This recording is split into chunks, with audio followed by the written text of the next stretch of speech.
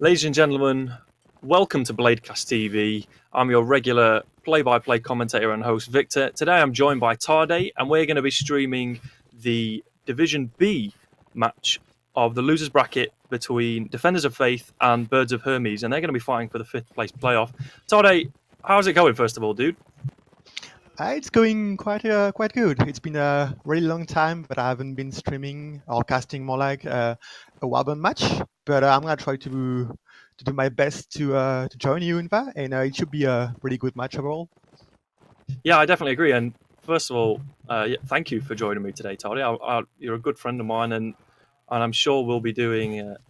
I'm sure you'll be doing a great job, dude. Like I know you're feeling a little bit unwell, so please do forgive Tade if he sounds a little rough. But honestly, I'm really looking forward to this. Not only because it's a match that wouldn't normally get the limelight, but also it gives us a chance to see teams that haven't seen so much of stream action, but also just have a bit of fun with the stream as well. So today we're going to be seeing, as already mentioned, Defenders of Faith. We've already watched a game of theirs. We last saw them fight against. Was it Toy Boys? Yes, it was, and they convincingly won. Actually, well, not convincingly, but as in very entertainingly won. Really entertaining match. You Today we're seeing a different game though. What do you think of? Well, first focus on Defenders of Faith. What do you think of their team and their run in the tournament so far? well, like DOF definitely has surprised me. I think that shouldn't really. That's a team which has been on Warband for so long that you shouldn't really underestimate them too much. Sure, they don't have like a star roster with like really like known star player, but they have people and player who play Warband for literally years, and that gives them experience and team play, which not every team can actually claim having. So in that sense, I think they're a pretty good team. Their run so far in Division B has been filled with up and down. They had a really like difficult ladder, but they still managed to qualify for the playoffs by winning the promotion match. And I mean, they had a good run, probably better than what I expected. Yeah, I actually agree with you there. They have had a better run than we expected, and as per typical DOF style, they joined with a absolutely massive roster. But the players that we're going to be focusing on are the players that we saw in their previous stream. Not in that previous stream, sorry, I apologise, in their previous game. And those are players like Erendil, Assassin Violet, Bertalicious, Verdi, Perpsy, Gani, Erminas, and White Noise. Erminas is going to be captaining, as always, today. The MVP, actually, for the last game was Erendil, who, actually, if you remember in our previous stream against Toy Boys, he played phenomenally well. I think he got 22 kills and 10 deaths. Made the Club 20 on the stats, which is run by Harmon and Yami. So big shout out to them. He managed to get Club 20 for there, which is a big achievement. And so he's going to be a player to watch out for. He's a cavalry player, and he is going to definitely be one to watch today. Moving on to Birds of Hermes, these are a bunch of players that we aren't used to seeing play together. They're a new team, but you do see some experienced names in there. So what do you make of this team? Well, the last match actually, like I don't know. I didn't follow the team all that much in the sense that we didn't actually cover many of the matches. But if you look at the result, they have been more than convincing, and especially that last match, the quarterfinal against I think it's Aesir. They lost only by a really small margin, and everything was played on the last set, which is not so much of the case lately during most matches. So Yeah. it just shows that they managed to put a fight against a team which is now in the semifinal. And so yes, so I think that in today's matches, and according to most people' prediction in the betting corner, they are the favorite. But I wouldn't say that they are by a really like exceptional margin. I would say that the match is still really open. And yeah, their team is actually really strong. They have a lot of experienced player, which you have all named pretty much. But yeah, I look forward to see how we're gonna do against DOF tonight. Yeah, we definitely an entertaining match coming up for you today. As you said, I'm glad you mentioned it. Actually, the betting corner, it is quite heavily in favour. Actually, which I was quite surprised about. It's heavily in favour of Birds of Hermes. They have, interestingly, won 2 out of their 6 games. One of them actually that doesn't include their one draw. and their extra win actually came in week 2 versus Fallen Pride, which they won 8-6. DOF, on the other hand, have actually only won 1 out of their 6 games, which actually, interestingly, both Birds of Hermes and DOF, they both won 1 game in week 5, and that they both won again. There seems to be a lot of similarities between these two teams. They both won 9-6, and obviously they preferred those maps, but these maps actually today are Sandy Bush and Reveran Village, 2 maps that viewers and players alike will be very used to, with Sarranids and Rhodoks on Sandy Bush, and then Nords versus Swadia on Reveran Village. What do you make of those 2 maps, first of all, Tolly? Well, these are iconic maps on Warband. I think that everyone who is familiar with the competitive scene know them. So in that sense, there is not much surprise. I think we're gonna see like regular tactics. These teams are not really like I would say like teams which like to run a very old setup with like a large amount of ranger or stuff. So on Sandy Bush, I expect pretty much the usual setup. Rhodok at the upper end, as they usually do on a closed map. But yeah, it's not the most one-sided faction setup we can have on Warband. I think that Sarranid definitely stand a chance. So yeah, I would be interested to see like how both teams are gonna start. Because usually it gives like if you get the first round, it definitely gives you a huge morale boost when the factions are balanced on the map. Yeah, I completely agree, and we just want to take a little break actually to mention the fact that we really, actually, it's quite exciting that Bladecast has now been made an affiliate of Twitch, and as some people have noted in the comments, we're still working out the kinks. There are things that are still yet to come, so please, this is like the beta version of affiliated Bladecast TV. There are still things that are going to happen and take place, and we're working towards that. So do don't hold your breath, but do look forward to those things. So we just want to do a shout out to the success of the channel and all the people involved. Calamity, Roslington, Deafening, all those guys that work behind the scenes as well. So a big early shout out to them. So thanks a lot to those guys. But moving on to the game actually today, the roster actually for Birds of Hermes, we did touch on this before, but just to go through them, there are some names that veteran players will recognise. Players like Bauglir, Erelach, Griffon, Zombie, Sazu. Those are players that have played together before and also have a lot of experience under the belts. So, players like Griffon and Bauglir especially played at quite high level. And the MVP actually for their last game was Michaela. He actually scored 22 kills and 8 deaths, again making it into Club 20, but he also made it into the Impaler list, which with 7 Couch Lancers, which isn't actually too bad. I just thought we look back at the previous streams and we don't actually mention the stats a lot, and they're actually a very valuable tool, so we will be doing that more often. So yeah, Michaela made it to the Impaler list with 7 Couch Lancers, so big props to him. He'll be equally one to look out for on the Birds of Hermes team, also as a cavalry player. So 2 MVPs for the previous games were cavalry players. So again, these maps actually do open up a lot to cavalry players, especially a map like Reveran Village. Sandy Bush, maybe not so much. You do have to have an experienced, maybe single cav player who can, work his magic. But Reveran Village especially will allow those cavalry players to showcase their skills and abilities.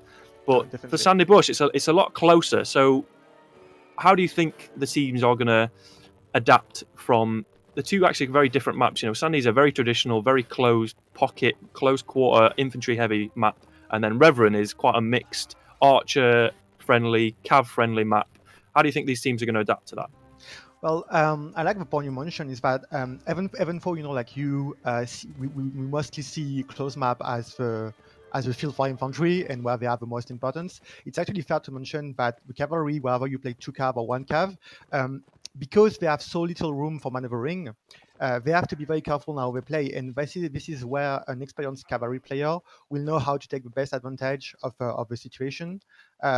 Whereas people who are not as experienced with how the map is to be played might struggle a bit when engagement happen. Not managing to find a good opportunity for kill in the mass of players fighting each other. I like to see most of the infantry fight are really chaotic. The action is going on all around the place, and if your cavalry player know how to take advantage of it, if they know how to come at the right moment and pick off the right player, then they can definitely make a difference. Even if it's true to mention that usually it's the infantry shining on this map, and as for that reason, I will be looking at the infantry player on both teams and pretty much watch who comes on top. Yeah, interesting insight actually coming from Tade there. Two very different maps and a lot of area and room for players of all classes to show off and make an important impact into the game. Just to give a little bit of an announcement to our upcoming stream, which will be taking place tomorrow, and that is actually the Division A semi-final between House Tully and Knights of Malta. So please do tune in for that tomorrow as well. We look forward to that as it's quite a big game. Focusing on today's game, though, we are actually going to go live into the first set of the losers bracket, and I don't like the word losers, and even though it's quite true, it doesn't sound too. I just want to say the lesser of maybe not the lesser of two teams. Maybe we can leave it to the viewers to decide what this can be called instead. It just sounds too harsh for my liking. But we'll kick off the first set now of Sandy Bush, and we see Defenders of Faith take the Sarranids, whilst we see Birds of Hermes take Rhodoks. Yeah, I mean, I think that a match for the fifth place is a good way to put it up, because West team are not fighting for nothing. They are fighting for seeding and for bragging rights, let's say. So no, I think it's definitely we're definitely gonna give their best, and as the flag spawn in the middle. Yeah, so we are going to see DOF take, as expected, 4 infantry, 2 archers, and 2 cav. Maybe 2 cav, not as expected as one might think. They did take position over on the left-hand side by the graveyard. The flag has spawned, as you have already mentioned, in the middle. Birds of Hermes also taking 4 infantry, 2 rangers, and 2 cav. So mirror setups here, possibly questioning their decision-making from their captain, who is Griffon. He maybe would have expected 1 more infantry to come out for Rhodoks, but they are taking the flag now, and they're going to apply a lot of pressure to DOF, who are kind of waiting around their spawn. I think they're going to, interesting maneuver here. They're going to push round, actually. They're not going to approach from the left-hand side. They're going to push up this ladder, which is quite clever, actually, because they get rid of that crossfire that Birds of Hermes had over on that ladder side. And that forces Berisha back now, so he's going to be forced back, and DOF pushing now quite heavily, and this is a wise move. We see the infantry heavy engagement. All right, Baugler comes in and gets the first kill on Gannis, so that's 1 infantry player down, but Verdi makes it and equals it 1 for 1, but Berisha actually gets a crossbow dirty headshot on Erminas, but then Verdi gets a double kill and he evens up. He takes down Berisha. He doesn't like that Erminas, his captain, was taken down, but and Griffin gets a team kill as well, and so Birds of Hermes down several players as DOF are just racking in the kills. Penetrate is taken down by Bertalicious as Verdi gets his triple kill of the round, taking down Griffon, and Verdi's pulled all the stops out in this first round. He's made his debut quite spectacular. Assassin Violet is getting pushed by Michaela there, but he's not going to suffer too much as Michaela actually gets dismounted. Erelak is trying to help him, but he's not going to be able to do too much as it's just the final 2 players for Birds of Hermes, and final 3 players, should I say, and Pilgrim actually gets a double kill there, taking down Baugler, Michaela, and Erelak eventually coming down to Violet. Really, really good round for DOF there. What do you think happened? Not what do you think happened? What do you think Birds of Hermes did wrong there? I don't think it's so much what we did wrong. I think it's just DOF played better in the sense that their team fight seemed like more organized, and they just pretty much had a better team play and cohesion. It's fair to mention that the team kill from Griffin didn't help. I wouldn't say it caused a ruin for BOH, but in a moment where the team fight was pretty even, it definitely didn't help the team. So yeah, it's quite a perfect start for DOF, picking up the first from Sarranid, and the flag is gonna spawn for them right now, which is even better. Yeah, as you say, the advantage in DOF's favour now as the flag spawns in the graveyard. Violet is going to take position up on the stairs, which is quite a common position, as it allows players both to see outside towards pretty much all areas and then also inside, just cutting off around this corner of the of the building, so players tend to just hover around that cut-off zone. But they're going to push straight away, as actually Bertalicious and Violet are actually being distracted by Griffon, who a tactical decision there being made as infantry players from BOH actually managed to push in without any harassment from the archers, and so the infantry are going to engage now. Cavalry coming in for both teams. No kills coming in so far. The first kills come in. Bertalicious actually does take down Michaela, but Penetrator gets one back on Perp, so it's even up there. 7v7. Bagler actually gets a really good kill on Erendil, and that's a favourite cavalry player down for DOF, and Birds of Hermes are actually taking this round back now, so they're trying to even up the set. Really well played from them. Erlak is going to get pushed by Erminas, but it doesn't seem to be enough. Bertalicious does actually take down Barisha, and Violet also takes down Griffon, so they've evened this up now almost. It's 4v5, and DOF aren't looking too bad. Erminas takes down Federus as well, so he's actually evened it up now. It's 4v4. Bertalicious is taking on Penetrator outside as Erlak headshots Pilgrim. More infantry fights happening. Ooh, and BOH just get a run of kills there. All 4 players going down simultaneously almost, but really well played by DOF to even that up at the final stages. No, really, and BOH player had actually 3 of the 4 player really low, so it could have really turned into a DOF favor in the later stage of the run. Fortunately for BOH, Griffon's move at the beginning of the run to push ladder and keep not only one Oranger but also an infantry busy was a really good move to just give his team a needed advantage. Yeah. Oh! Erendil gets a wonderful kill on Bagler. Bagler was trying to crossbow shoot DOF's infantry, but Erendil not letting him have that at all, and an early kill coming in for DOF, and that'll be advantageous to them as well, as Bagler is quite an experienced player. I'm sure he's one of the mature guys in the team who keeps motivation up, so that won't be favourable for BOH at all, especially as that's one of their Cav as well, and Cav can have a pretty big impact, especially on this middle flag, which has now spawned. DOF don't seem to know what to do with their advantages. They're kind of wading around everywhere as BOH have actually pushed around the spawn, and they're going to push. Yeah, the positions have been swapped, and it's kind of weird now as the fight takes place in this area of the map. Erendil tries to get round, and he gets stumped at the back. The infantry are engaging as Bertalicious actually is in the middle of nowhere, and Violet's going to get pushed by Michaela as well. 2 kills coming in for both teams, as it's still evened up with 7v7. Michaela comes in and tries to get some help done on the infantry, but nothing happening so far, as Verdi's doing a great job to survive there. Oh, and 2 quick kills come in for DOF, and 3 kills actually. Violet takes down Parky, but Pilgrim and Erendil, Verdi, Bertalicious as well. All DOF just having their names added up on this kill cam as it is, as Erminas takes down Barisha as well. So DOF quickly mopping up BOH there. It was quite a disorganised fight. It was happening all over the place, but DOF seem to be quite regimented and disciplined in their fight. They're playing quite well. No, BOH don't seem to know what to do to that. Oh, and we look like we could have an early engagement as BOH is rushing to prevent DOF to push the graveyard position. So now DOF is forced to fall back. They were going for graveyard, but DOH literally pushed them out of this, and they're looking to take control of the position. And this is, as you said, it would be very favourable if DOF managed to take the first set. You know, they're not expected to win at all by any stretch of the imagination. The odds were 11-1 in Hermes.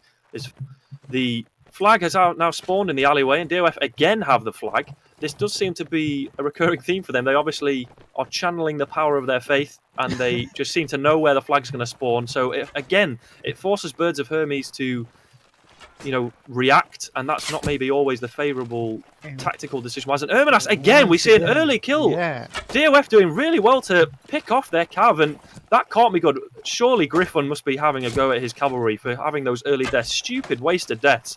Not favourable at all, and DOF have actually managed to get the flag halfway up now, and they're still holding their ground, and BOH don't seem to know how to react. Griffon must at some point push, because the flag is almost 2/3 of the way up now, but with one cav less, they just don't seem to be in a position to be aggressive, but they're going to have to be at some point. What are they going to do? Yeah, they are a little indecisive, but Erash is picking up a good kill on Erendil, as the fight is going to happen right now, kicking off all over the place. Yeah, the fight is kicking off, and now Bertalicious does take down Parky, but we did see Erendil taken down early, so that's one cav not winning for their team. All right, lots of kills coming in. Verdi actually gets a kill on Barisha, as well as Violet shooting down Bauglia, but then Arilak gets Assassin Violet in the head as well, so that's one archer down. But DOF again just mopping up. Griffin and Fedora both go down. Olach is going to get pushed now from his little high position, and he actually gets a swing straight to the face of Pilgrim. A bit of a pride kill there for him as he does manage to go down with a fight. But DOF mopping up, and they take this first set 3-1. Very unexpected. Birds of Hermes now have to respond. I think it's actually interesting because on the second rune, DOF had the advantage on Reveran and they lost the rune, and usually it doesn't really bode well when you have early positioning and you still really can capitalize on it. But in the other two rune, they had once more the flag advantage, and this time they played much more better. Just as a team, keeping the position together, keeping their ad school, and they won the two rune, forcing BOH to push in a position which doesn't really give them any advantage, and that's 3-1 in favor of PUF. That's one really good way to start the match, because as I mentioned, I strongly believe that if you play them correctly, Rhodok have the advantage on map like Sandy Bush and Sarranid. Not a really big advantage, but definitely the advantage nonetheless. Yeah, definitely when it comes to those pikes, and their cavalry do have a slight HP advantage for their horses, as Sarranid calves are infamously known as paper horses. They just don't have a lot of health at all, and especially with Rhodoks with their spears and pikes, we have seen those pikes to devastating effect actually with Angkor. In an early stream that we had, I think he got a triple or quadruple kill with his pike in that graveyard. It was unbelievable to watch as he just plowed through the opposition. So it is, as you say, Rhodoks, I do think, have an advantage. So for DOF to get the set as Sarranids 3-1 quite convincingly as well, very favourable for them, and they'll have the momentum coming into this second set. No, they will without a doubt. And I'm going to be interested to see how BOH react to this. I'm not really sure how confident they feel on the open map, because you have some team which prefer open map than closed map, obviously. So maybe a bad result on Sandy Bush, or let's say DOF having the edge on Sandy Bush is not the end of the world. Nonetheless, they cannot really let the score go too massively in favor of DOF, because one or two rune lose on the upper map and then the match is pretty much done. So they have to get runes on the second side of Sandy Bush, and preferably if they can get the win and keep the score kind of even, that would be even better. Yeah, I completely agree. And as we do have a little lull between the swapping over of the factions, we do just want to give a chance to explain maybe the tournament itself. It is the 7th edition of the Warband Native League, arguably the most famous and highly prized tournament. Again, we see Scar and Deacon, the famous administrative pair, as well as infantry pair, returning to host this tournament with the help of Arwen as well. Big shout out to those three for hosting this season. As is normal with most competitive leagues and competitions of this caliber, it is a 8 versus 8. We have seen recent competitions have the format of 5v5, as well as I think even 6v6. I think recently, but 8v8 is the standard, and that is traditional. And then, as is normal, we have 2 maps, and both maps have a 2 set, and then they have 2 factions, and then they just swap over each set, and then they swap map and do it all over again. And when it comes to the knockout stages, which is what we're in, it can actually go to a draw, and then we do have a tiebreaker, which the factions for today will be Vegas versus Vegas, which is a very real possibility. And obviously, these guys are in the losers bracket. Again, I'm pushing this for the comment section to make a new name for that. But these guys, obviously, they fight for 5th place playoff. But anyway, that's a summary of the tournament. We will break into that more as we swap over maps. But we are going to see now the second set of Sandy Bush between Defenders of Faith and Birds of Hermes in their losers bracket, which are fighting for 5th place playoff. We're going to see DOF take Rhodoks and Birds of Hermes take Sarranids. And once more, DOF is getting the flag. Last time as Sarranid, we didn't manage to get advantage of the position and of graveyard. Let's see how we do this time. Yeah, so again, we see early Cav skirmishes taking place. Erendel's been caught out by Michaela, and this seems to be quite a common theme amongst teams now. It's been like that for a long time, but recently I feel like teams have been more disciplined in not having early deaths, but these guys just seem to just go for it. They don't really care. Birds of Hermes are actually going to push through into the graveyard as DOF have actually helmed the flag, and it's already like quite high up actually. So Birds of Hermes have recognised this, and they're going to push in with their 4 infantry, which again both teams have taken the same setup. All right, so the infantry is going to push now, and we're going to see all sorts of chaos ensue as Bauglia comes in, but Michaela actually gets a team kill on Penetrator, and that just seems to kick it off the downhill spiral as DOF get 2 kills in quick succession, but Michaela gets 1 back. But again, we see 2 more kills come in, 3 kills. Verdi takes down Griffin. Fairdress takes down Perps, but then, okay, we are seeing more kills come in. Meanwhile, DOF, Verdi has actually got a double kill, but Barisha did manage to take down Erminas before that fight concluded, and he's now going to get pushed by the remaining DOF players as it's just him by himself. Only 2 kills coming in for Birds of Hermes. Again, not what was expected. The pundits put Hermes as the favourites, and they are just crumbling underneath the DOF pressure. DOF responding really well. What do they need to do? I'm not sure. Not team killing each other would obviously help, but even with that, DOF seems to be like playing 1 level ahead of BOH at the moment. I'm not really sure like what's going on BOH team speak at the moment, but they definitely need to pick it up right now because like the match, DOF are gonna run away with the match if this continue like that. Yeah, and as DOF now bask in their success at the moment, and BOH maybe kind of regroup. A little shout out to Wardo, our ref today. As always, referees help the game run smoothly and enforce the rules, and they give up their free time to do so, so thanks a lot to them. Anyway, the flag is once again going to spawn, but both teams have actually met in the alleyway, so they're completely far away from the map, from the flag itself. The flag has spawned in the middle, which Cab are going to kind of fight over the territory of it, but both teams are actually just going to remain standing in the alleyway. They're going to stand their ground as a little Mexican face-off, as neither team is prepared to kind of retreat and give the other a little bit of momentum, which is very interesting, as they're going to let the clock run down. Griffin's just watching over his shield. He's not stepping back an inch at all, and neither are DOF. Assassin Violet's actually getting a little bit aggressive here, and quite playful, I should say, as he was getting very cheeky there. All right, BOH are going to make the push now, and they're going to take the initiative, and Bauglik actually is taken down first, so Violet getting the first kill in. The Pilgrims actually got pushed by Penetrator on top, and Erlak is shooting down from the top as well. All Cab coming in. Erminas tries to get some work done, but doesn't. Verdi actually also takes down Park as well. Infantry getting a lot of work done.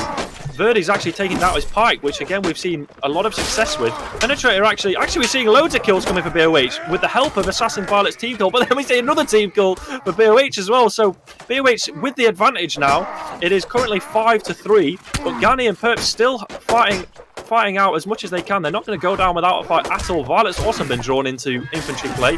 Penetrator is taking down a shield, but Gani actually takes down Fedoras, but Griffin takes down Gani. All right, the last 3 kills coming in quick succession for BOH.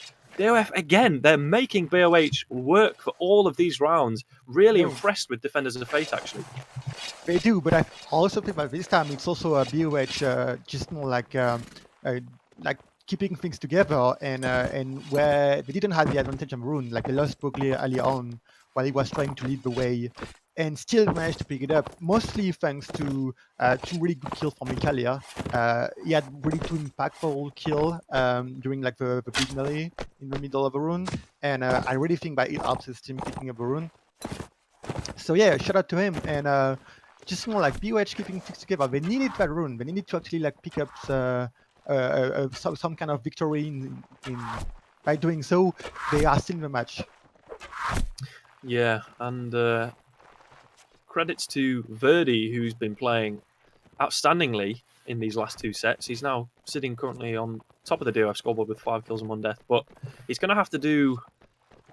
I don't know if he's going to have to do a lot more, or the rest of his team are going to match his ability, actually, because BOH seem to have a little bit of momentum, I should say. They've found their feet, I think. They know that they've just got to survive, because DOF are doing a very good job of that. They make Birds of Hermes work for every single round. So Birds of Hermes actually finally having the flag spawn in their favour in the alleyway. DOF are going to push, but BOH are going to counter push actually, and it doesn't seem to be going too well actually, because DOF have gotten 3 quick kills. Berisha does take down Burp, so Gani gets a brilliant double kill on Berisha, who just was caught completely off guard. He's now going to help out with Verdi on Griffin, who does get taken down by Verdi. Michaela's coming in, but Verdi just doesn't manage to get his pack out quick enough. Michaela is brought down though, and he's probably going to go down quickly as Pilgrim's pushing him heavily. Yeah, and he does get taken down. Pilgrim doing a good job there to take down Michaela, and Gani also taking down Baugle. So they're responding likewise to Hermes' advances. I'm very impressed with Defenders of Faith. It's not sloppy. They're doing very well. A lot of their team are surviving. They're winning their one-on-ones. I'm very impressed with Defenders of Faith right now. This round was extremely convincing, and now it's like forcing like POH to react to their play, like not waiting for the flag anymore, but directly putting the game to the DOF. And yeah, Boglia is actually leading the way for his team, and he's forcing DOF to retreat. But will it be enough? Like DOF seems to be fine with giving BOH the room, and when it's matter when the flag spawn, they just play better. So it doesn't matter if they fall back right now, because they will be able to actually like pick it up in the late stage of a run. Yeah, so interestingly they did give up the ladder actually, as BOH kind of forced them out, but now the flag has spawned in the graveyard, so they're going to have to adapt and respond to that, as Violet's taken up residence on that palm tree outside, and the lower fire rate of Rhodok's is arguable in terms of its effectiveness as a ranger, but DOF taking 2 rangers as BOH did as well. So alright, so we're going to see DOF push up this ladder now, and this does seem to be quite a recurring theme of players now, and it seems to be the tactic that a lot of teams adopt, as they just push they send a whole team there, and now it has worked in their favour, as DOF get the first kill, and Gani takes down Parky, and he's heavily armoured as well. He's going to be tough to take down. Berisha does actually take down Erendel, and he was on a warhorse as well, so that was very difficult for Erendel to now have a question thrown into his ability. But actually, BOH coming back now, and they're doing a really good job. Beardras has taken down Erminas. Penetrator's also taken down Perps. Pilgrim's going to push Erelach as an archer. Berisha's also been pushed, so DOF seem to be doing a good job of pushing the rangers. Bertalicious also takes down Griffin, so that's 1 player down. But BOH getting 2 quick kills back. BOH are not giving up this set at all. Again, another kill coming in. Verdes gets taken down, and he's a really important player for DOF right now, so that's going to be tough to come back with only 2 players remaining. That is Bertalicious and Assassin Violet. Violet struggling to make an impact into this set at the moment, sitting at the bottom of the score with 0 kills and 1 death. So it's very tense at the moment. Ferdras is just waiting on the flag. Violet's kind of just chilling quite arrogantly, I should say, on the top there, as Berisha, I don't know why he isn't pushing at the moment. Alright, so Bertalish is going to push down, and he's going to help try and take down Berisha. He was shot by Erelach, but alright, Violet gets taken down, and then Bertalish also gets taken down as well. Yeah, not much we could do in that situation. Only 2 rangers. Yeah, they had to do something, but it was expected they would not be able to clutch this one. Yeah, no, BOH play really well that run. I'm surprised because DOF seems to be really fine with giving up a position. They have 2 BOH to later push them in the run. It worked on some occasion, but on this run, BOH were just more organized and didn't actually make any mistake, and it really helped them getting that run. And now the score are tied, and BOH could actually win that set, which would be really needed for them if they want to stay in that match. Definitely, if BOH want to make their comeback in the next map, they have to win this set, and let DOF know that they're not down and out of this by any means. And it's a very entertaining match actually to watch, and I'm really glad that these teams are performing at such a so entertainingly and so well, even in their stage of the tournament, with no chance of actually making it to the finals. They're still trying their best, and so I applaud them for that. Really admirable. Berisha gets shot actually by Violet, who is just waiting for him to pop out. Violet, known as quite a good Dutch player, he can do some absolutely incredible kills when he wants to. So he's going to be quite a crucial player, I think. He hasn't actually made an impact this set, but I do think he shouldn't be underestimated. He has a very good shot on him. And actually, he gets shot himself, as I say that, by Aerolach through a very tight angle there on the right-hand side by the well. He's going to get pushed by Pilgrim. So DOF seem to do a good job of pushing BOH's Rangers, and they get them out of the fight. Pilgrim actually just gets shot there, but DOF actually getting 3 kills really quickly. DOF currently... Oh, wow. Okay, loads of kills coming in for DOF. The entire team has seemingly gone down in the space of 3 seconds. Griffin getting... At this point, it just seems like a trophy kill because it won't matter at all as DOF have completely stormed this round and ultimately the set. They will leave this map 6-3, completely unexpected from DOF, leading into this second map. No, this set was really going back and forth, at some point I could have expected DOF to run away with it, but BOH managed to get some rune, which is fair enough and well played by them. But still, as you mentioned, there are still 6-3 down coming into the second map, and it's gonna take a lot for them to stay in that match. Like the next set of the second map is gonna be ultra important. 100%. And Verdi has been playing completely out of his league, I should actually say, because he's sitting nice and pretty up there with 16 kills, I believe it's been mentioned overall already, and we're only in the first map, so clearly someone to watch out for. Potentially better teams maybe want to pluck him in the transfer window. I don't know how that's going to happen, but yeah, what do you think's going to? What's you predicting for the next map? I think it's really hard to say, but I think the last matches we saw earlier in the week have shown us that North are really powerful on that map. The use they can do of a javelin against Swadia can be extremely powerful. And usually you wouldn't say that Nords have an advantage on open map.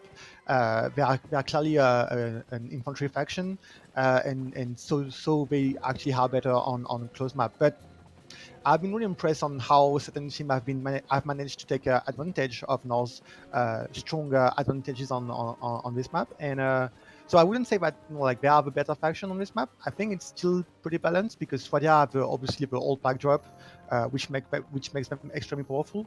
But I wouldn't expect Swadia to roll over North. That's what I'm trying to say.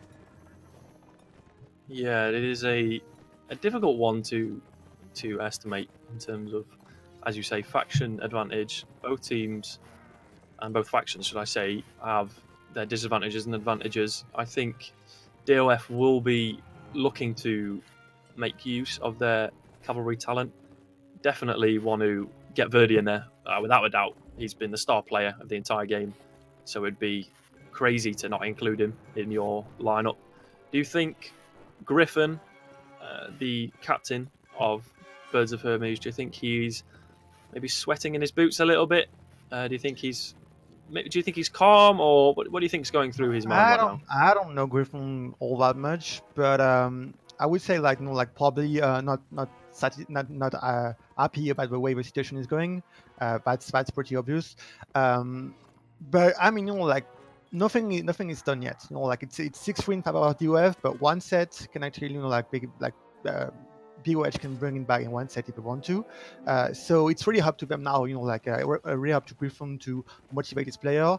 It's really up to BOH player to actually step up, because they all it's not all the captain role to do all the work. The player have to step up themselves as well, and yeah, we could BOH are not out of this match just yet. They can still bring it back, and it will also be about more DOF to just keep it together. Don't take it for granted, because we know how Warband can quickly turn back in a fashion in the blink of an eye. Yeah, completely. That is something that's I think that's something that brings players back time and time again. The quick change of pace that the game allows for, as you say, in the blink of an eye, things can turn around. So BOH, as already mentioned, not out of it yet. They still have rounds to win, and they are more than in their right mind to take that. But DOF, I don't know if it's just they perform for the camera or what, because the last time we streamed them, they won in a game that they weren't supposed to win, and again, they're winning in a game they're not supposed to be winning.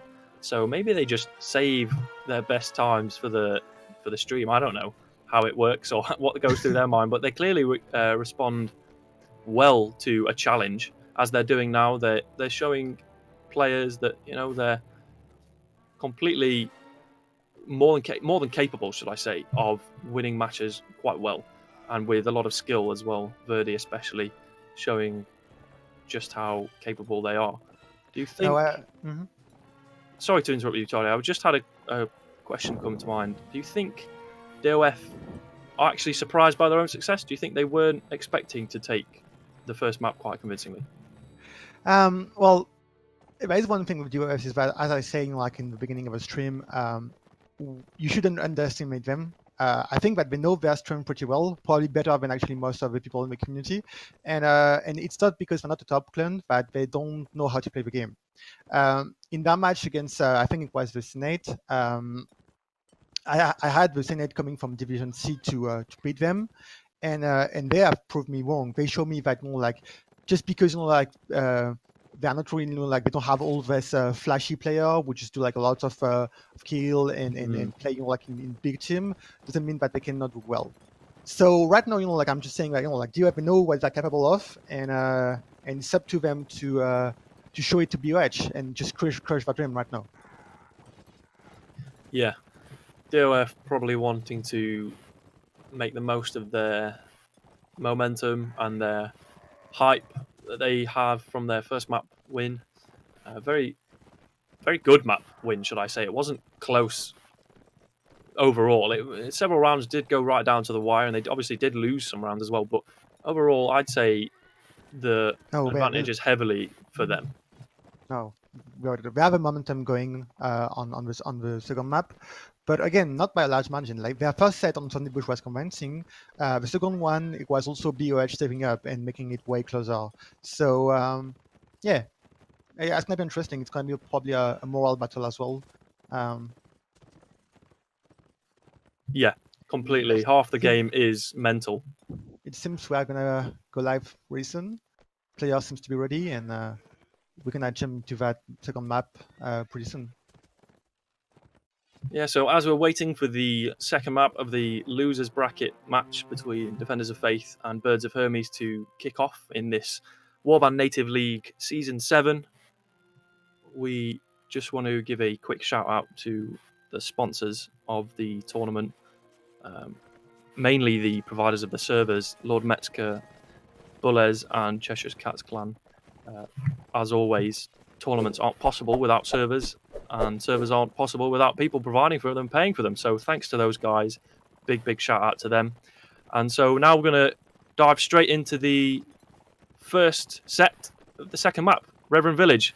Reveran Village, a traditional mixed map created by Archer, and it gives a lot of space, as we already said, for members of all classes to showcase their skills. Yeah, no, it's a really balanced map. Probably one of the most balanced map. As you say, it's more of a mixed map rather than a really completely open map. You still have lots of close area, especially in the middle. So yeah, as a flag spawn on Church, and DOF seems to have a slight advantage on it. Yeah, so the map is, I keep on saying the map is going to spawn. The map is already spawned. The flag is going to spawn on this far side. We're going to see the Nordic players, which have been helmed by Birds of Hermes. They're going to push quite heavily, actually, on the map. And DOF are going to respond with their own infantry players. Gani and Verdi. Again, we see Verdi out there. He's going to be one to watch. They've got their all pikes out. Those all pikes, a big advantage in terms of stopping power. Griffin's going to try and get some damage done with his javelins, as is expected of Nord Cavalry. Their javelins free for those players. He's going to try and get something done. Griffin, not a typical Cav player, normally an archer, but he's going to try and come in now, and Michaela tries to get something done, but Park actually gets the first kill on Gani, and he gets a couch lance kill on him, so that's one infantry player down for DOF already, but DOF get one back. Erminas actually takes down Michaela, who was dismounted, and that's a long ball all-pack free. Griffin also actually takes down Erendil, so that's one Cav who isn't normally a Cav player taking down Erendil, a favoured Cav player. Not what you expect. Pilgrim takes down Barisha as well. The Cav just seem to be doing most of the work now, as Violet actually does get a kill on Penetrator as I say that. Pilgrim also takes down Aerolax as well, so DOF, again, seem to be taking this set.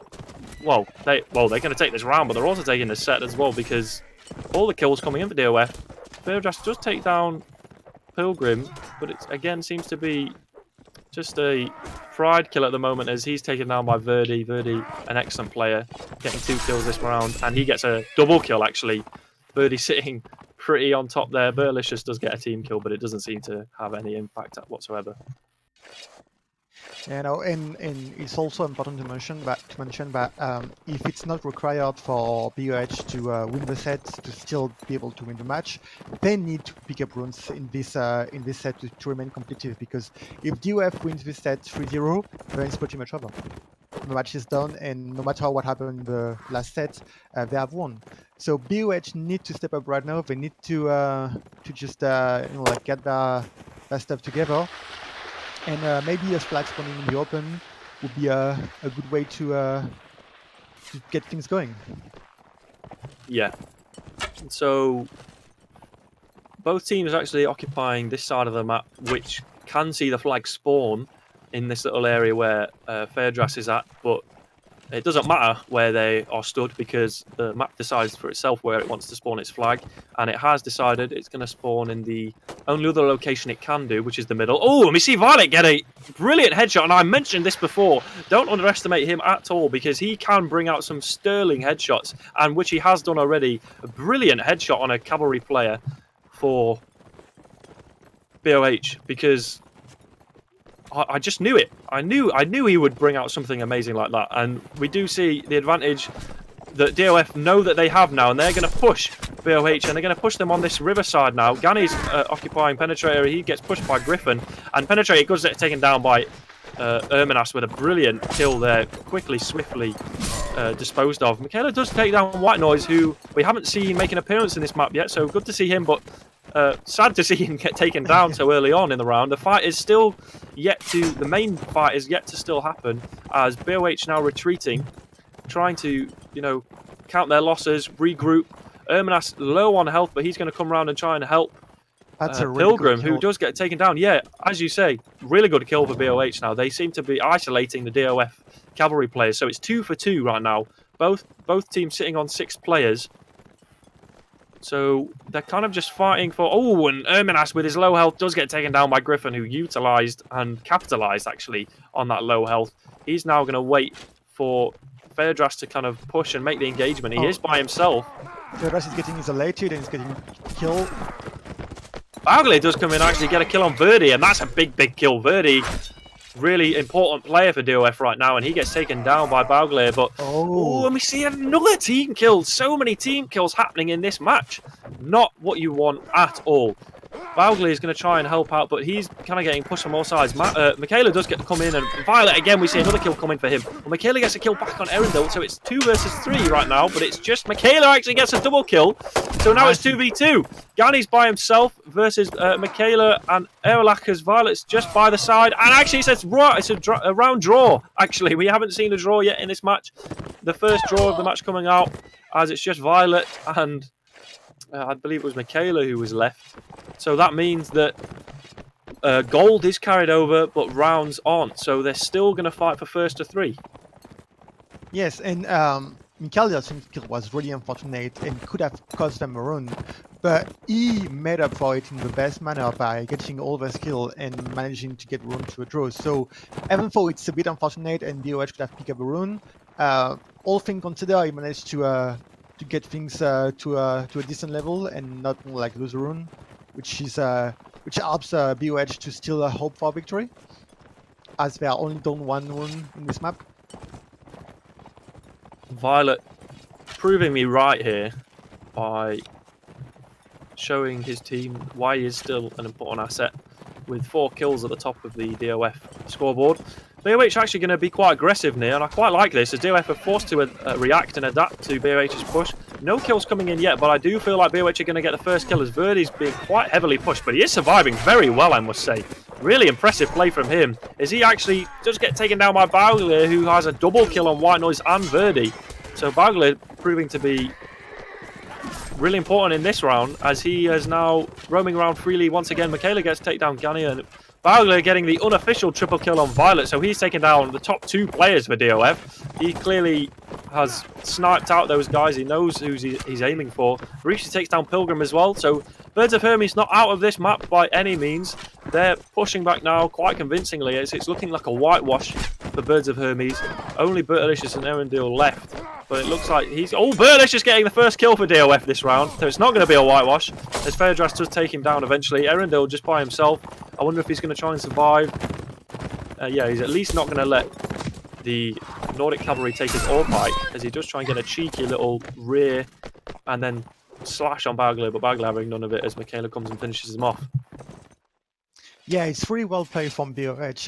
Like, I managed to force DOF to fight in that position where they could really take advantage of their better infantries, and it's really, I'm really impressed on how they managed to do this. Like, really, like DOF had no choice but to fight there, and unfortunately for them, their Swadia infantry are really like way weaker than our infantry. So it's really the rune BOH needed to win to get back into that game. Now we need to actually like get more. We need to use that momentum going for them to pick up the rune and to pick up the rune and potentially the set.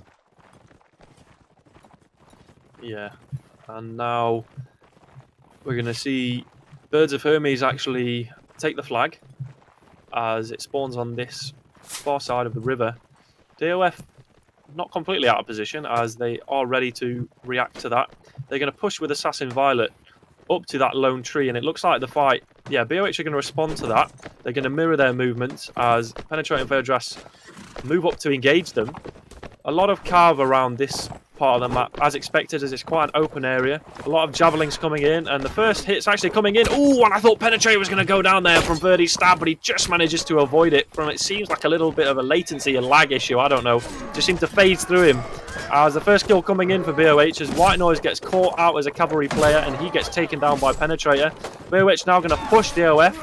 Ermenas gets in and gets a bump on Erlak, but it doesn't seem to have any impact, as Barika takes down Pilgrim elsewhere. Michaela trying to get something done as a cavalry player. He does have a long ore pike as a Nordic cav, very heavily, and he does get a kill on Gani as he takes him down. BOH getting a string of kills, as it's only Bertalicious who's able to respond with his kill on Penetrator.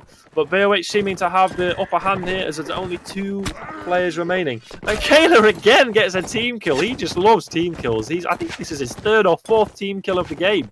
Bertalicious just by himself now. But yeah, that team kill not having any negative effect, as BOH take this technically 4th round, as there was a draw, but they're going to fight for this first to 3. They're not out of this game by any margin. They are fighting for this, as DOF struggling to react and respond to BOH's aggression. No, I mean when the fight kicked off, like DOF managed to push BOH, and that was well played to them. I was kind of worried that Bird of Hermes would be run over by the Swadian cavalry, but as you say, the archer managed to survive the hit. He didn't die, and from that point, one of the DOF cav got dismounted, and it really gave the advantage BOH was looking for. So props to them for surviving enough to get their infantry and cavalry to play together, and now they are in a good position to run away with that set. Yeah, as the flag spawns in front of the 3 houses now, as it's known on this map. BOH in a favourable position, as Fairdras has a lot of armour behind him. That he's going to be a difficult player to deal with, as he also actually has a all pike as well. Really awesome setup for him.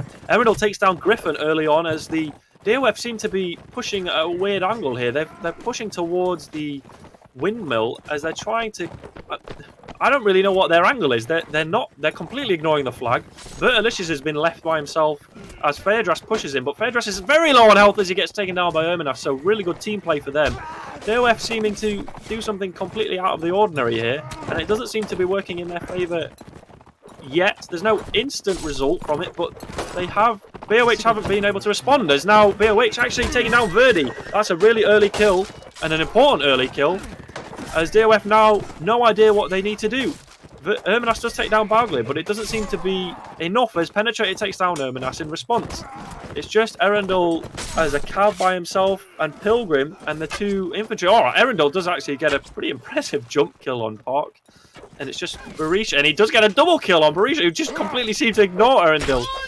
Penetrate gets an awesome double kill. Wow, an awesome jump double kill with such low health, and he takes down Erendil and Bertalicious. Lots of amazing kills happening in these last 30 seconds. It's just Penetrator versus Assassin Violet, who does have a lot of health on him, but Penetrator doesn't seem to care as he does push with very heavy aggression there as Michaela comes in and helps him out with his own double kill. So awesome kills happening at the end there, but Birds of Hermes do take this set, and they are still in this map and ultimately the game. Penetrator's impact in that last round was absolutely massive. I think his team can really thank him because not only this double kill at the end on low HP, but also he managed to have a really high impact on the mid-late run where he stopped like lots of cavalry and survive. I had him dying every time of the day, but he managed to stay alive. And yeah, this double kill at the end is absolutely massive. Like, really props to them for that. And I think that's gonna really like boost the morale of BOH. Like the way they run the rune, even though DOF was still managed bringing it back, they still managed to run away with it. And that might be what we needed to get back into that match. Definitely. I think you're right there, as Penetrator kind of lifting the flag, rallying his troops with an exceptional display late on in that last round, which ultimately allowed them to win that set, which is exactly what BOH need to get back into this game, as it's now evened up quite well. Still DOF lead 7 rounds to 6, but Birds of Hermes managed to turn this round with a first map that wasn't in their favour at all, and now they've managed to take 3 rounds as Nords, and so they'll be very happy with that display, especially with the individual plays from players like Penetrator.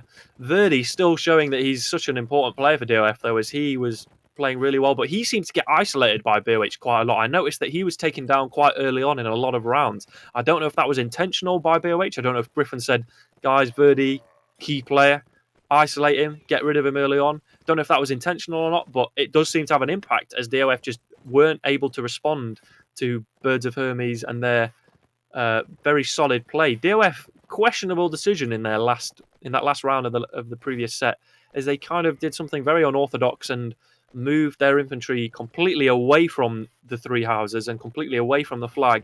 They pushed up towards the windmill. I thought it might have worked for a split second, as Birds of Hermes kind of stayed there. They didn't push around and make a little circle. They stayed there and fought them, and then ultimately DOF lost that round. So I don't know if maybe the decision tactically wasn't in their favour, or if it was just play that allowed BOH to take it away. I think that the push is questionable, but as you say, it did seem to work in the first minute of the run.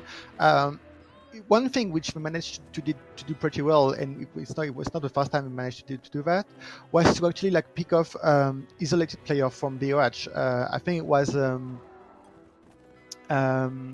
Theodras was fighting alone in the middle of the map, close to the church, and he had like 2 or 3 players from DOF like fighting him, and even if he managed to survive for a small amount of time, at the end of the day he was fighting alone, like far away from his team. So DOF managed to divide BOH player, but at the end of the day, like, it wasn't enough. It wasn't enough to win the rune. It wasn't enough to win the set, and now like Bird of Hermes are only 1 rune away from tying the score.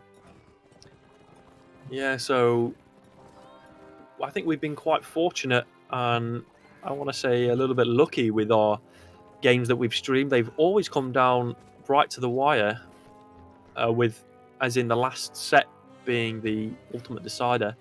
So now we're going to see Defenders of Faith take up the Nordic faction, and Birds of Hermes take Swadia. Again, in terms of faction imbalances, I don't know if that's going to play a part in this, or if it's just going to come down to raw skill. But we've been very blessed with this highly entertaining match between these 2 teams that don't often get a lot of limelight, don't get a lot of praise. We often, that's not just us, it's quite the meta, I'd say, that the top teams get focused on. But it's really pleasant to see these guys performing to such a high standard Even when, you know, their progression is limited, they're still performing to their best ability. So really glad that we're able to stream this. The flag is going to spawn on the far side. BOH taking 4 cav, 2 infantry, 2 archers, quite standard setup. DOF actually taking a little bit of a different approach with Nords. They're only going to take, I say only, they are going to take 3 infantry, which is 1 more infantry more than is the standard. Quite, you know, not too random and too weird, because Nords are very good at infantry, and they do have players like Verdi, who is an asset to the team, but they're only going to have 3 cav and 2 archers, so, you know, going to see how that plays out as DOF do push towards the forest, actually, of BOH, and towards their spawn. They're going to try and get rid of Erlaku, who did take up residence in the forest, and he's going to kind of stay there, but he is going to need to be protected by the cav as Ermenas and Erendil try and get something done, but they don't manage to pop any javelins off. They actually are going to throw more javelins towards him, but nothing. Erendil tries to get something done. Oh, and almost gets a javelin shot on Ermenas, and Bagley just seems to completely ignore Ermenas as well, and he gets stabbed, and oh, Bagley gets a huge hit on. I'm not sure how he survived that. He's basically black barred now. An early engagement happening. BOH caught out here.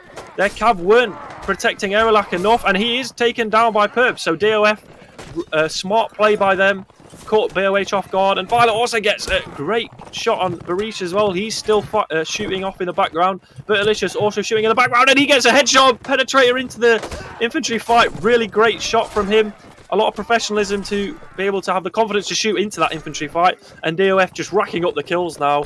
They seem to be doing the same thing that they did in the first map and take it away. No, and I mean, Erash managed, like, he did a great job at surviving in the early run, but eventually there's only so much you can do when you have like 2 infantry and 1 cav or 2 like fighting you and you're alone. And then from that point, when they managed to get him, they just chain kills together, and like there's like BOH was never able to actually like you know, like contest them in that run. It was all DOF just pushing, getting the kills, and winning the run. DOF pleasantly surprising both ourselves and viewers as well. The pundits won't be happy if there were any bets on this with actual money.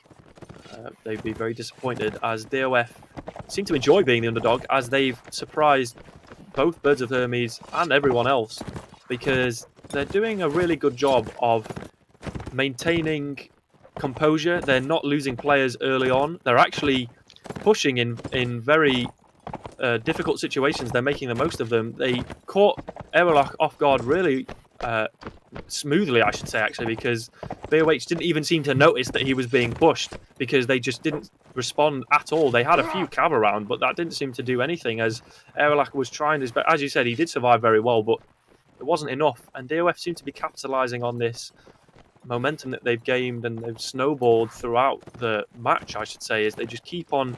Every time BOH get a round back and a couple of kills, DOF just respond with twice as many. And again, it doesn't even seem to phase them that the flag doesn't spawn in their favor, because they're just pushing them in ways that BOH can't react to properly. They're going to split up their forces, DOF that is. Verdi's going to lead the charge, the tank of DOF, the hero of their infantry. He's going to chuck javelins as expected from Nords as they get them dropped from their cavalry. Pilgrim getting some awesome throws in on, and javelin kills coming in for DOF. Penetrate gets taken down. He gets caught off guard. A lot of BOH players down on their health, as just DOF are just throwing javelins everywhere. There are javelins strewn over the battlefield, as we see Pilgrim take down Barisha as well. Birds of Hermes are completely caught unawares. They're crumbling under the pressure. They're completely buckling. They don't know what to do. Michaela does get a kill back, and we see another kill come back, actually. Fairdras, but a lot of BOH players are low on health. It doesn't seem to be... I still think DOF have the favour. The ball is in BOH's court, as the saying goes, because Griffin heavily low on health. Erendil's also low on health as well, but Michaela also in the back there. He's been shot quite a few times. He's going to get javelins thrown at him by Erendil. Baugle is going to try and now come round the back, and the infantry are going to engage now. Valgler comes and tries to get a couch on Bertalicious, but doesn't. Erendel does get a successful couch, though. But Park gets one back for BOH as he takes down Bertalicious. And another team kill. Yeah, so many team kills. So many team kills. And such a crucial part of the game as well. DOF are trying to win this round. They're scraping at BOH, but BOH aren't making it easy for them. Gani does get taken down by Park, but Pilgrim's doing a good job of staying alive, and now it's just Park by himself. He's sitting on 3 kills. He's doing a very good job kill-wise, but he's now going to try and survive, I think. He's going to save yours, yeah. Yeah, he has no time. The flag is too high for DOF anyway. So even if he survives on the flag, he still cannot win the rune. So he's going to just decide to save his armor and horses. But yeah, like props to DOF for bringing him back. Once again, Erendel on such a low HP managed to have such a high impact in the rune. It's really impressive. And yeah, now BOH is pretty much fighting for a farm map. I think. I don't think they can win it in regular time, but they can eventually push it for a farm map on Winterbog. They need to win every rune from now on. And that's going to be really complicated as DOF have now not only the faction advantage but also the equipment advantage. They are get up, they have armors, and it's going to be really difficult for Bird of Hermes to get back into that match. Yeah, and Erendel sitting high and mighty on his horse with heavy armor. As you say, DOF with the big advantage with armor, momentum. Erendel's probably going to get a kill on Erelak, and yes, he is! Wow! We're completely Erendel. Really well played from him, but I must say, that Erelak had no awareness. Nobody told him, but Paugle was right there. Why didn't he tell him? I would have been screaming at him to say, Erelak, look behind you. Erendel's trying to get a couch on you. Wow, very surprising from an experienced player like Erelak, who's played the game for a long time. And now Erendel trying to get another couch lance, but I do think he's going to get caught now. Perps gets a kill on Michaela, and there just seems to be a clump of bodies in this corner. DOF taking it away. Verdi gets a kill. Pilgrim gets a javelin kill. Griffin's going to get taken down eventually. Griffin actually takes down Bertalicious, so I should hold my words. Griffin's still roaming around. Pilgrim gets a double kill. Griffin gets a double kill as well. Griffin gets a triple kill as well. It's such on low health, but he's just playing out of his mind. But Pilgrim gets equally a triple kill, so 2 triple kills coming in for both teams. But even though Griffin did such a good job in those last seconds, it's not enough to bring Birds of Hermes through this map. And the underdog, the complete and utter non-favourites, and I mean that because it was 11-1 in Hermes' favour. Defenders of Faith have once again proven everyone wrong, and they've won this map and the game in fine fashion, I should say. They did a really sterling job. Well played to Defenders of Faith. This last set just show how much experience you have under the belt altogether. Because really, I was thinking that BOH could actually potentially come back into that match. I was starting to believe, and just as I was believing, DOF just managed to set up. Yes, they had a faction advantage, but still the momentum was in favor of BOH, and they just took that away of him in such a splendid fashion. 3-0 on the last set, just superior really in all aspects of the game. And yeah, they fully deserve that match. I wouldn't say that BOH played badly. I think they showed some really strong Warband tonight. But eventually DOF just had better team play, Evan, and it's what won them the match. Man of the match has to go to Verdi, would you agree? Yeah, I mean, I didn't see his impact too much on the open map, but he was still there. And on the first map, he was just playing lights out. So yeah, I would say that he deserves the MVP. Yeah, I mean, as you say, his impact was limited in the second map, as it is more of an open map. But it's undeniable his impact on the first map and his ability to just completely slash through players. And it's such an important part of the game as well. The first map, it kind of set the tone for the rest of it, and it gave DOF a bit of breathing room. It gave them the confidence to go into that second map and, ultimately take it away. So I think MVP for us today has to be Verdi. But a lot of standout plays from both teams. Some awesome plays happening, some really funny kills. I think that one on Aerolach, I saw it coming, and I was like, yeah, he's got to turn around. He's gonna turn around, and Eridol kept on getting closer to him, and I was like, he's got to turn around, and he killed him, and I was like, well, he's not turning around, so he's dying there. So it was just, I mean, I don't know, maybe they lost the nerves at the end, Birds of Hermes, because 3-0 win for Defenders of Faith as well. I think maybe Hermes were maybe a little bit overconfident. They probably saw DOF as an easy win, and they were completely proven wrong. I mean, it really depends if they actually managed to catch on the DOF match versus Nate, which to me was the perfect example of people underestimating DOF and DOF proving everyone wrong, including myself. So yeah, no, if POH watch my match, we should know that you shouldn't underestimate DOF. But yeah, sometimes you just have such a confidence in yourself, you know that you're playing good, and you just saw DOF getting destroyed by Black Eagles in the last match. They didn't get a single wound, so maybe they came in overconfident into that map. But props to DOF for playing that good nonetheless. Props to them for just bringing such a high level of Warband after all this time, after all this year playing in the scene. Still prove that veterans shouldn't be underestimated. Never. Completely agree. No team should be underestimated. And big thanks to both teams for turning out today. Really entertaining stream and a really entertaining match. We wish best of luck to the Defenders of Faith in their 5th place playoff now, as they will go on to face the winner of the other losers bracket match. And please do remember to abide by the rules as well. I always like to do this little shout out. There were some very simple rules that get easily broken by players, things like name tags and stuff. So just do the administrators and the referees a favor, and just turn up and be ready to commit, because they give up a lot of time, the administrators, to put on these tournaments, and the rules are there for a reason. So please do stick to them, which also allows me to segue onto our little shout out segment that we always do. It's quite commonplace. Big shout out to the administrators of the tournament, Scar, Deacon, and Arwen. Thank you so much, you guys, for putting on the 7th season of the fabled Warband Native League. It's awesome to be able to watch these games, and especially with a little bit of a different format as well, with the divisions and then the knockout stages as well. Big props to them. Big shout out to the referees as well. Our referee today, Wardo, thank you so much for coming and helping us out today, mate. And all the referees as well. They do a sterling job. They give up their time to just make sure all the little rules are abided by, and they do all the administrative side of things like screenshots and ID checks as well, and they dish out streamer as well to us. Lots of little things, so thanks to them. Also, thanks to you, Tade, for joining me today, bro.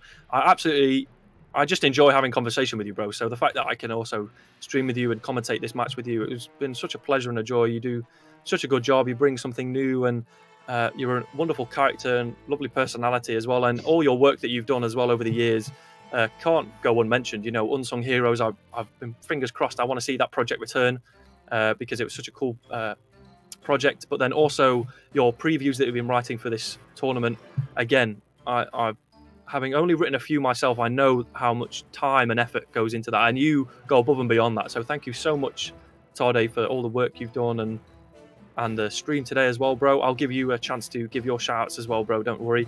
I'll also just a quick mention to the tournament administrators, referees. Who have I missed out? Oh, yes, the tournament provider servers, which I have been reminded that Tailworlds also provide servers, as well as Lord Metzger, CCC, and Bulles.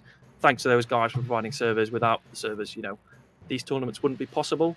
And finally, thanks to Deafening as well. I always love to give him a shout out because he does all the work that you physically see on the screen as well, with all the graphics that are provided by the team, such as Roslington. So big shout out to him, Brew. Thank you so much. The man behind the camera.